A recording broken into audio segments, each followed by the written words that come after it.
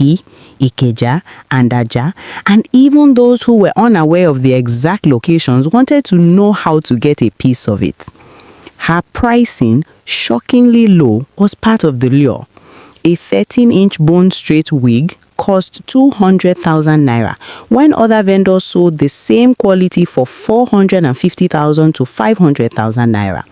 A 20-inch closure that would normally cost 400,000 naira could be bought for just 120,000 naira at Ada's salon. When customers asked why the hair was so affordable, Ada would smile and say, "I just want young girls to enjoy beauty without breaking the bank."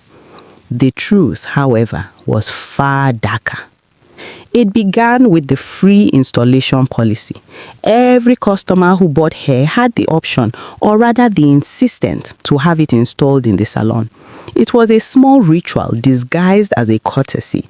The stylist would gently place the wig on the girl's head, adjust it, make it flawless, and at that exact moment, something extraordinary and horrifying happened.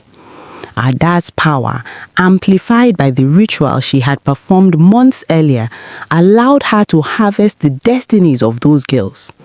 The moment the wig touched her head in her chair, a thread of their life essence transferred to her, invisible to the human eye but tangible in her hand and spirit. The girls left her salon blissfully unaware, carrying hair that looked like perfection, but slowly, over days and weeks, the effects began to manifest. Some lost their jobs unexpectedly. Some began to suffer illness without explanation. Some experienced unexplainable delays and failures in school, career, and relationships. A few, devastated beyond hope, even ended their lives. The news never reached the public. The girls' struggles were silent, private, and personal. Meanwhile, Ada's empire flourished. She held hundreds of girls' destinies in her hand at any given time. She expanded her operations carefully. Promotions, giveaways, and discounts ensured new customers. Social media campaigns amplified her reach. Influencers flaunted her hair to massive audiences. Even other vendors came to her stores to buy hair in bulk to resell. And yet, she never revealed her secret. To everyone, she was a generous, hard-working, and savvy entrepreneur.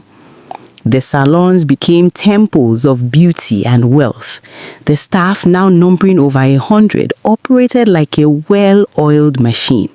Stylists moved swiftly, installing wigs with precision. Front desk staff answered hundreds of calls daily. Dispatch teams ensured orders went out on time. Ada herself traveled constantly. Between Lagos and Abuja, she personally oversaw shipments, negotiated prices with overseas suppliers, and inspected every batch of hair. Each journey reinforced her dominance in the hair industry. But every step of her success was bound to darkness. With each wig installed, each destiny taken, Ada grew stronger, more powerful, and more feared.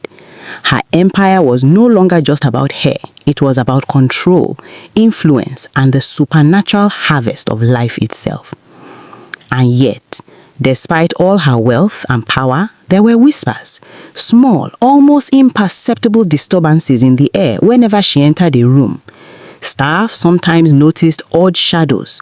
Some girls hesitated in her presence, feeling uneasy but unable to explain why.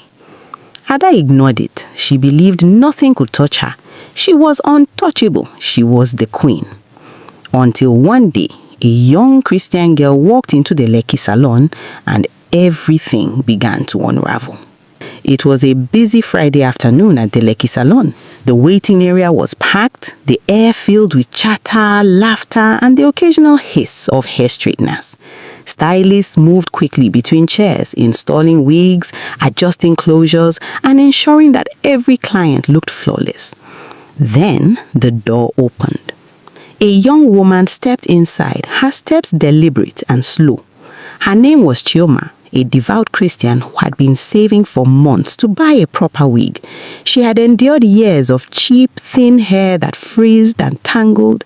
Today, she had discovered Ada Luck's hair empire through an Instagram post announcing